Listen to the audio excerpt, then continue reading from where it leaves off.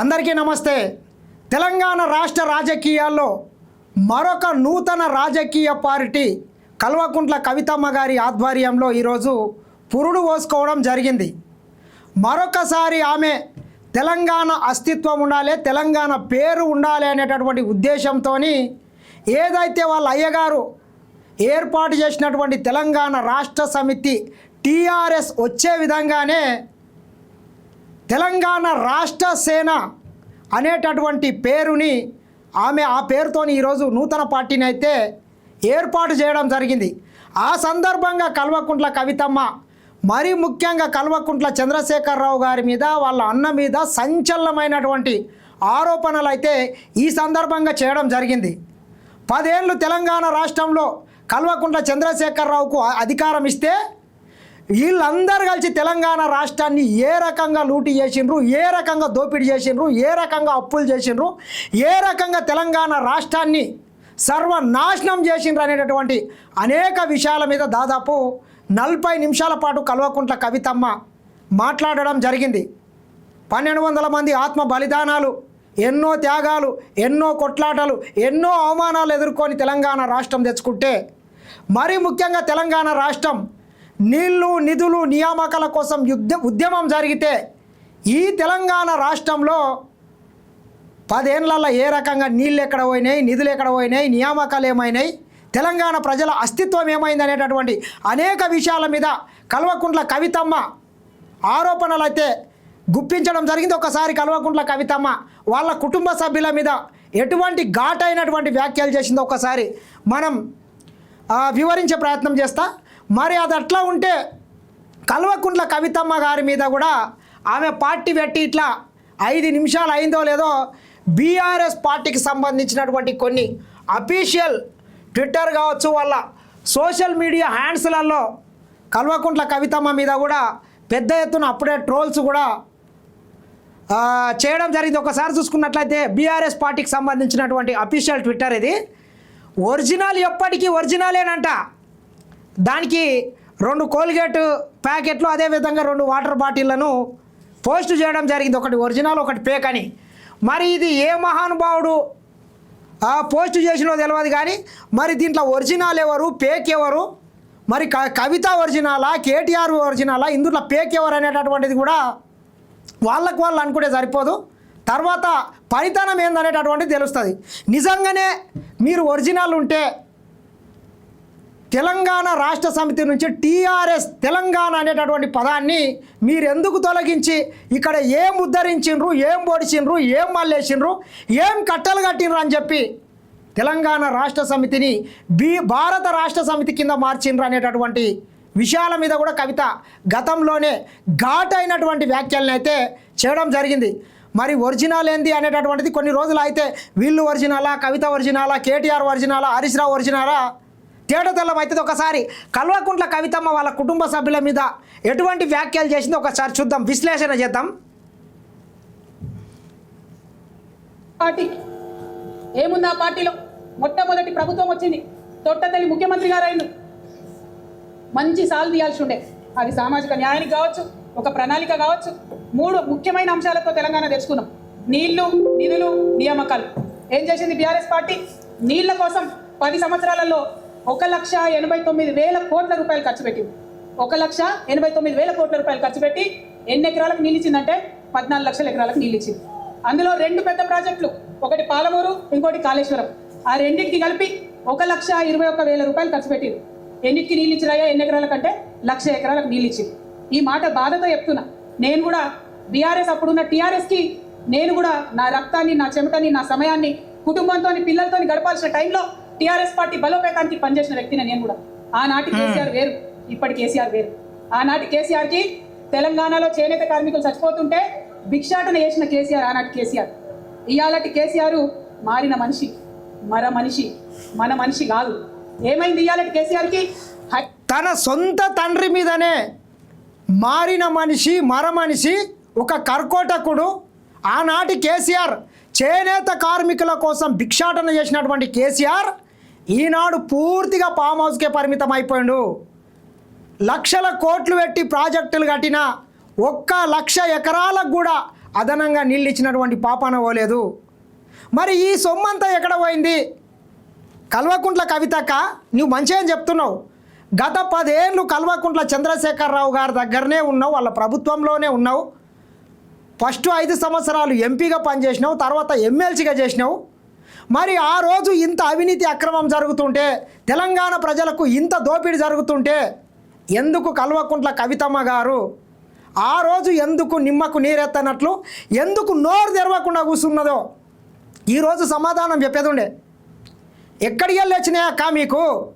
ఈరోజు ఇంత విలాసవంతమైనటువంటి పార్టీలను కొన్ని కోట్ల రూపాయలు ఏర్పాటు చేసి 50,000 మందితోని ఒక కార్పొరేట్ పార్టీని ఏర్పాటు చేసినావు. ఎక్కడికి వెళ్ళి వచ్చినాయి? ఎవనా బసొత్తు, ఎవడు దోషిండు? నీ చేసిన బిజినెస్లు ఏమిటివి? 2014 కన్నా ముందు మీ ఆస్తులేని, ఈరోజు మీ ఆస్తులు ఎక్కడికి వెళ్ళి వచ్చినాయి? వీటన్నిటి మీద కూడా ఒక శ్వేతపత్రం విడుదల చేయాల్సినటువంటి అవసరం ఉండే, కానీ చేయరు. విలాసవంతమైనటువంటి బంగ్లాలు కట్టుకున్నారు, ఫామ్ హౌస్లు కట్టుకున్నారు, విల్లాస్ కట్టుకున్నారు, లక్షల కోట్ల ఆస్తుల్ని సంపాదించుకున్నారు.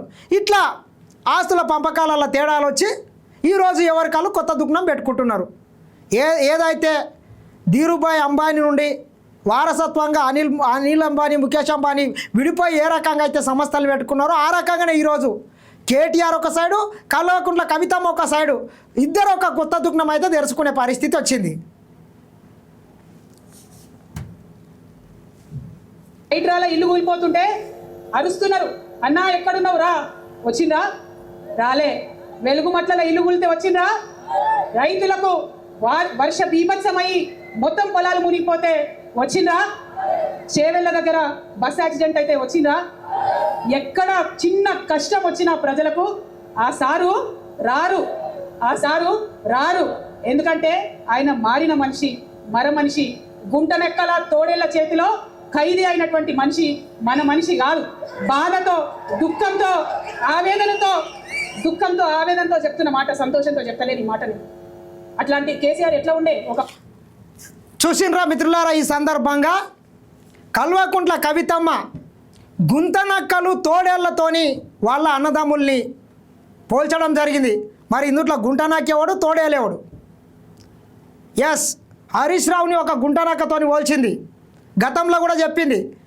హరీష్ రావు తన మాయ మాటలు చెప్పి నా తండ్రి ఎంత నిక్కచ్చిగా బతికినటువంటి వ్యక్తిని వీళ్ళందరూ గుంతనక్కలు, వీళ్ళందరూ మోపాయి వేల కోట్ల రూపాయలను అవినీతి చేసి దోసుకొని అనవసరంగా కాళేశ్వరం కుంభకోణంలో మా అయ్య మీద ఈరోజు సిబిఐ కేసు కావడానికి కారణమైందని చెప్పి గుంటనక్క హరీష్ రావు అని చెప్పి ఆ రోజు చెప్పింది.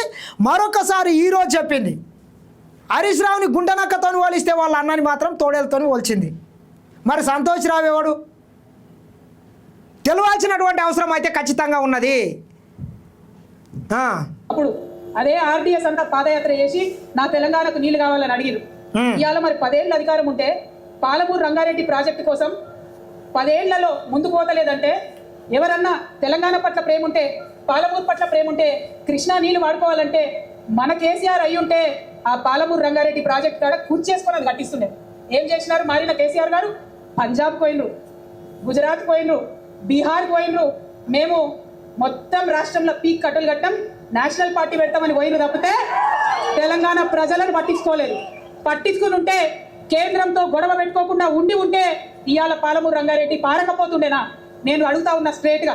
ఇన్ని రోజులకు ఏది ఏమైనా కవితమ్మ మాత్రం తన మనసులోని భావాలను మొత్తము ఒక నిక్కచ్చిగా చెప్పింది. తెలంగాణ రాష్ట్రంలో మీరు ఏమి పీకి కట్టలు కట్టినరు, మీరు పొడిచిందేంది, నాటిందేంది అని చెప్పి సారు కారు 16 ఢిల్లీలో సర్కార్ అని చెప్పి ఇక్కడ టీఆర్ఎస్ పార్టీని బీఆర్ఎస్ కింద మార్చి దేశవ్యాప్తంగా ఎందుకు వెళ్ళిండ్రు, మీరు ఏం సాధించిండ్రు అని చెప్పి ఘాటైనటువంటి వ్యాఖ్యలను అయితే చేయడం జరిగింది. నిజమే కదా. మరి కవితమ్మ ఆ రోజే చెప్పేది ఉండే, మనం ఇక్కడ ఏం బీకినాం, ఏం పొడిచినాం, ఏం కట్టలు కట్టినాం అని చెప్పి టీఆర్ఎస్ని బీఆర్ఎస్ కింద మారుస్తున్నాం. అయ్యా మీరు చేసే తప్పు ఈ రకంగా మార్చకండి అని ఆ రోజే చెప్పేది ఉండే. వాళ్ళు గుడ్డి అదృశ్యంలో పడ్డట్లా. వాళ్ళు బీఆర్ఎస్ కింద మారిస్తే ఈమె భారత జాగృతి కింద ఈమె కూడా మార్చింది. గంగెద్దులకి ఇట్లా తల నింపింది, తల ఊపింది ఆ రోజు. వాళ్ళు ఏమంటే అది. ఈరోజేమో మరి ఎక్కడ చెడిందో తెలియదు కానీ మళ్ళీ ఈరోజు విమర్శన చేస్తున్నది.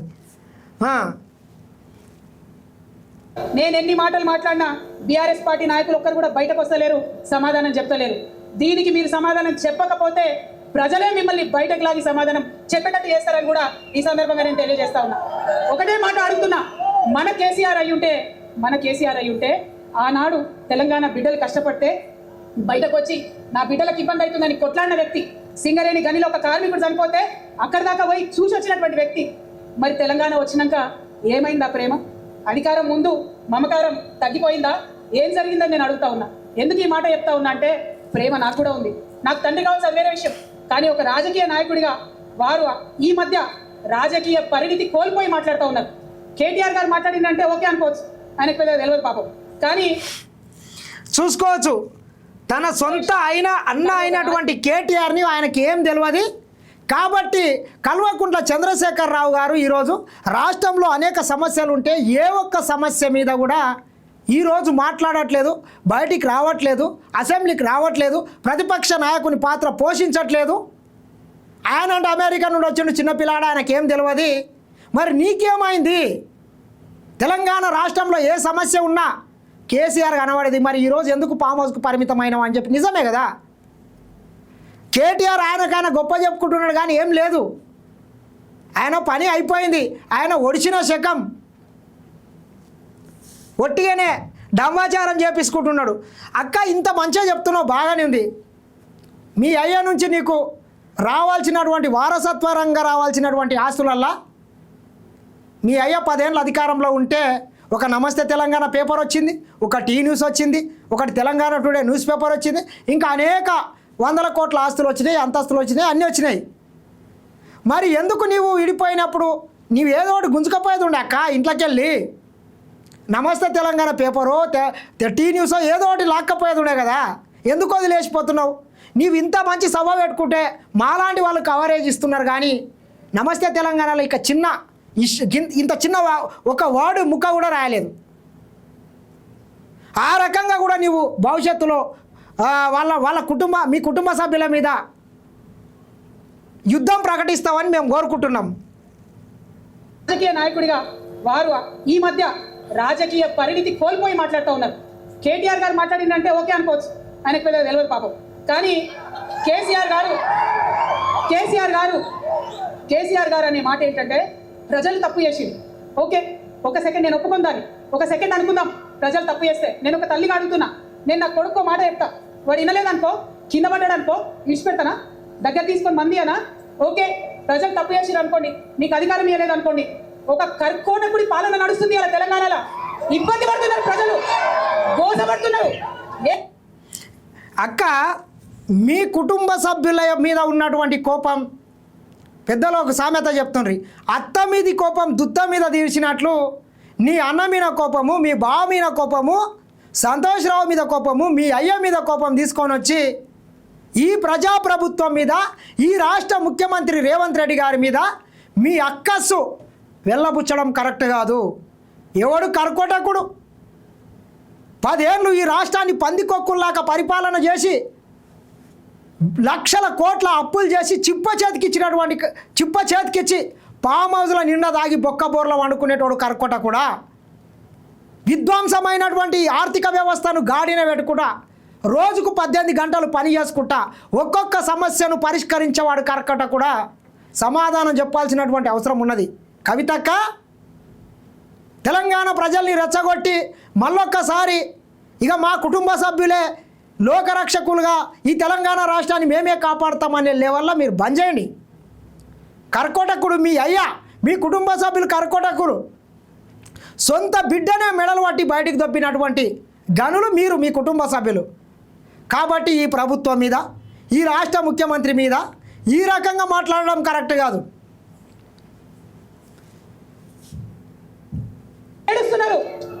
ఎవరు ఏడుస్తలేరు. అర్ధరాత్రి ఇంటి మీదకి వచ్చి ఇల్లు కూలగొడుతుంటే ఆదుకోవాల్సిన అమ్మ లాంటి మన పాత కేసీఆర్ ఎక్కడున్నాడు? ఇది మనం అడగాల్సింది. అందుకోసమే నేను ఈ నిర్ణయం తీసుకున్నది. నన్ను పార్టీలోంచి బయటకేస్తే నేను వెంటనే పార్టీ పెట్టలే.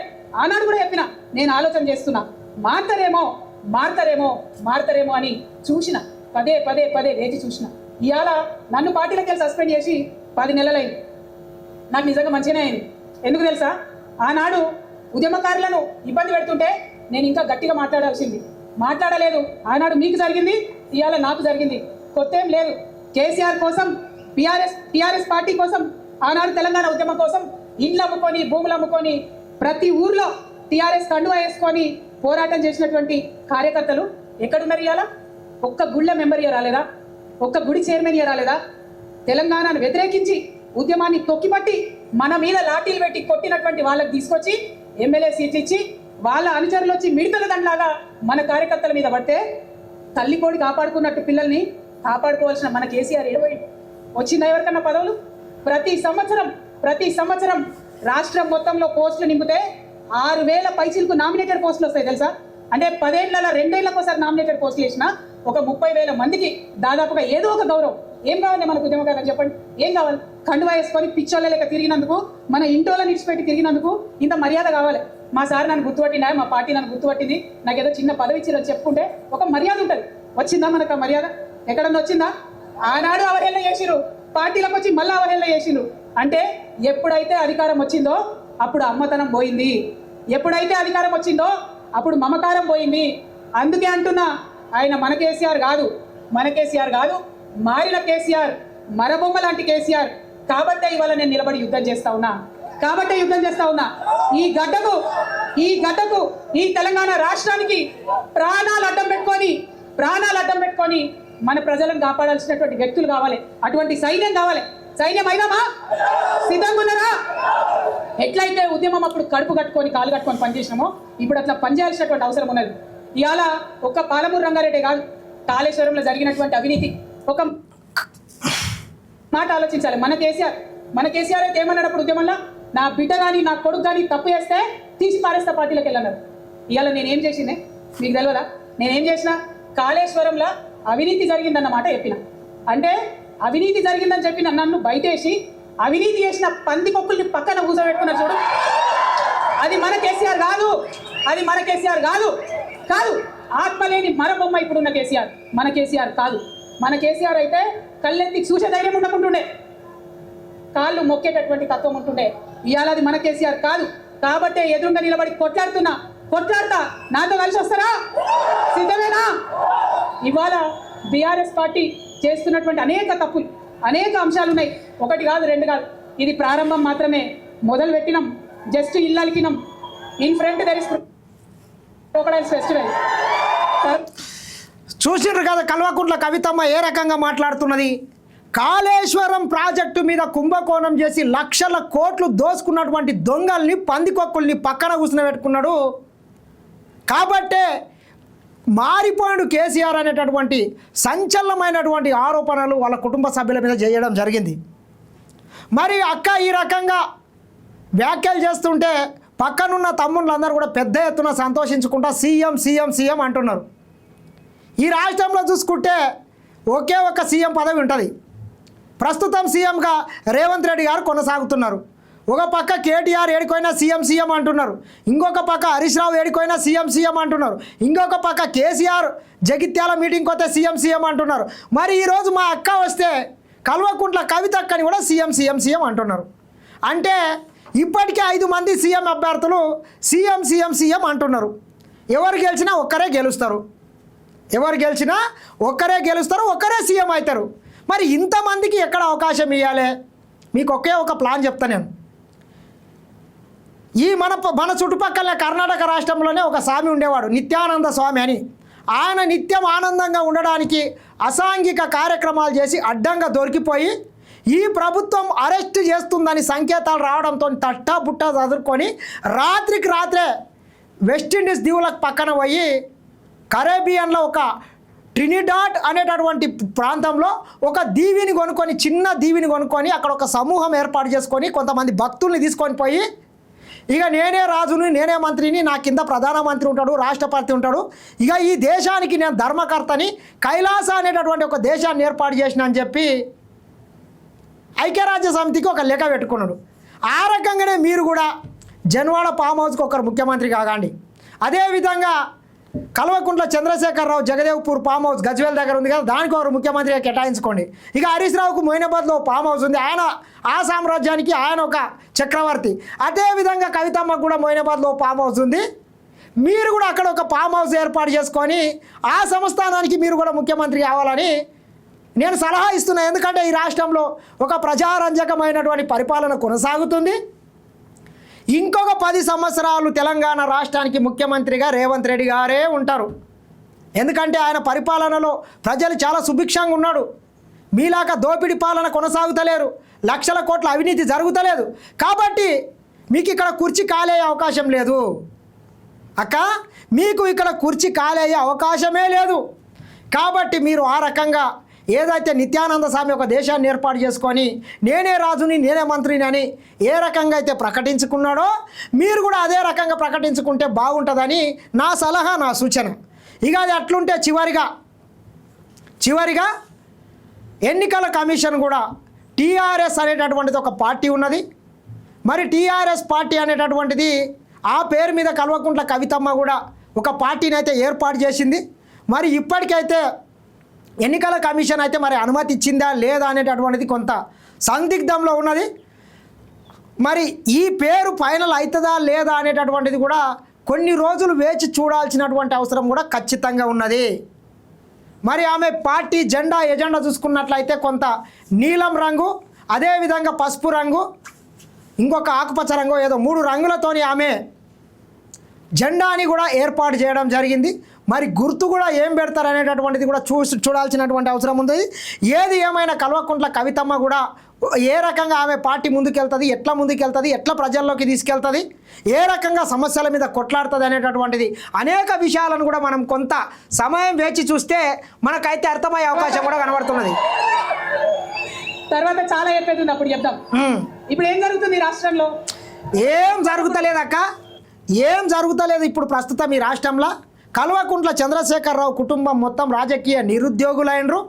రాజకీయ నిరుద్యోగం కింద ఉండి ఏం చేయాలనో అర్థం కాక తిన్నదరగాక పైసలు ఎక్కాయి ఇట్లా రకరకాల పేర్లతోని డ్రామాలు చేస్తున్నారు. కాబట్టి ఈ డ్రామాలని అన్నిటి కట్టబెడితే బాగుంటుందని మరొక్కసారి కల్వకుంట్ల కవితమ్మకు తెలియజేస్తున్నా. అదేవిధంగా మీరు పార్టీ పెట్టినందుకు మరొకసారి మీకు కూడా all the best. Me BRS పార్టీని మీ అన్నగారిని మీ భావనో బామర్ది అవుతాడు ఆయనని మీ కల్వకుంట్ల చంద్రశేఖరరావు మీ అయ్య పార్టీని పాతాళంలోకి తొక్కే విధంగా మీ అడుగులు ఉండాలని మరొకసారి కోరుకుంటున్నా. ఇది చూస్తూనే ఉండండి SN TV.